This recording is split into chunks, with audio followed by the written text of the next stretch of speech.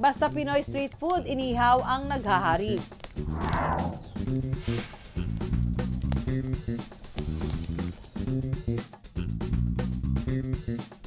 Pero kadalasan, ang isang stick ng inihaw, bitin. Pero worry no more mga ka-wonder, dahil dito sa Taguig, di ka raw mabibitin. Ang inihaw kasi nila times 2 sa laki. Ang mastermind sa Giant Barbecue na ito, ang ka-wonder nating si Lauro. Taong 2003 nagtayo ng ihawan ang pamilya ni Lauro para pangdagdag gasto sa araw-araw. Pero lumipas ang ilang taon, nakaisip ng pakulo si Lauro. Ang barbecue nilang dati, 8 inches lang, itinodo ni Lauro at ginawang 14 inches. Talaga namang sulit sa laki ang barbecue na ito.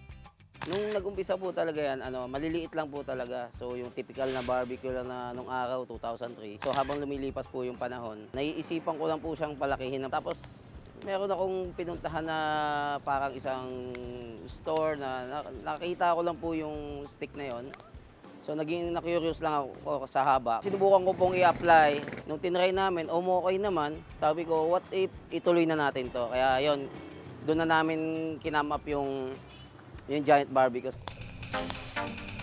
At para magkaalaman kung wow rin ang lasa, isang giant ang ating makakasama.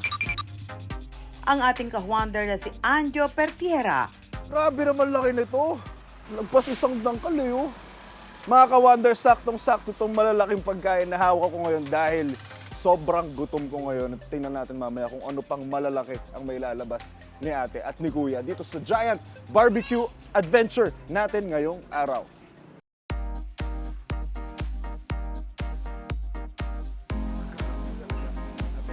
Naihaw na yung ating mga pinaihaw kanina, hindi natin pwedeng hindi titikman at syempre hindi natin palalagpasan yung mga gatong kalalaking bagay at pagkain. Kaya naman ngayon, sir, damayan mo, tikman natin na isa-isa lahat nung inihaw mo kanina. Tingnan nyo naman, no, mga ka-wonder, ito yung sukat, ito yung mukha ko, ito yung pagkain, nakakain namin ngayon. Sobrang laki.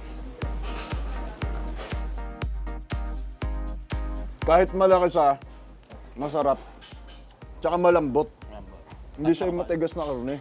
Makapal siya pero malambot. Next natin, ihaw. Dito, kila sir, 3 beses yung nilaki.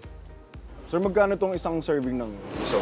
Nag-range lang po siya ng yung katulad po ng Ito, isaw. ang ganito 40 pesos lang. 40 lang to. Alam mo ang kulang sa akin ngayon? Kanin. Ito lang mga ka-wonder. So mga low blood dyan, pero kailangan iwasan ng mga high blood. Ang Betamax. Tingnan mo naman.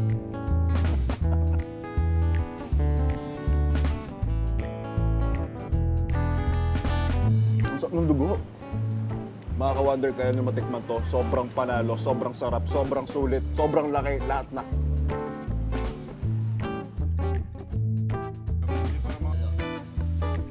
Habang enjoy na enjoy ang dalawa sa pagchibog, lingid sa kalaman ni Lauro, may malaking sorpresa ang inihanda pala si Anjo. Ano kaya ito?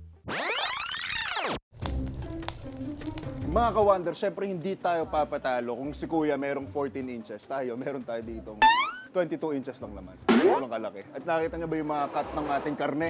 Ganyang kataba, ganyang kalaki. Pang pamilya, pang adobo. Pero ito, barbecue. Si Kuya, pag di pa nagulat sa ganitong kalaking barbecue, ewan ko na. So, surprise natin siya ngayon. Tara! Parang masyado mo niyayabangan sa kargada mo. Hindi porket malaki yung sa'yo, hindi kami papatalo. Kami mga tiga-wonder, mas malalaki kargada namin. Ito lang naman, Kuya. Oh. Ito, hulaan mo ilang inches to. Asan yung sa'yo? Ikumpara natin. At magkakaalaman. Oh, alam ko na. May kasabihan nga, mga ka-wonder, kapag matangkad, malaki ang dalang barbecue. Ayan, ito na yung patunay. Legit. Legit, Kuya. Approve. Approve. Adobo na to ng dalawang pamilya eh. Pero I wonder ano kaya ang pulso ni Juan pagdating sa pagkain. Ano ang masulit? Malaki ba o maliit? magtatanong tayo kung ano nga ba ang gusto ng nakararami. Ang malaki o ang maliit? Let's go. Ate, may tanong ako. Ano mas gusto mo? Malaki o yung sakto lang? Yung sakto. Bakit sakto lang? Para sakto rin yung sarap. May nakita tayo next target. Tapusin ulit natin. Hello, magandang hapon po. May tanong lang po ako sa inyo. Ano pong mas gusto nyo? Yung malaki o itong sakto lang? Siyempre, mas malaki. Bakit mas malaki ang gusto nyo? Ay, nakakabusog yun. Mas nakakabusog? Pero paano pag ito lang yung meron? Ay, bitin yun. Bitin to? Yes. So dito ka sa mas malaki? Dito ka sa malaki. Okay. Overloaded at busog na busog ka. Okay, maraming salamat. Okay. Ano mas gusto mo? Itong malaki o yung sakto lang? Malaki. Bakit yung malaki? Mas marami. Grabe yung tingin mo sa malaki, ate. Sa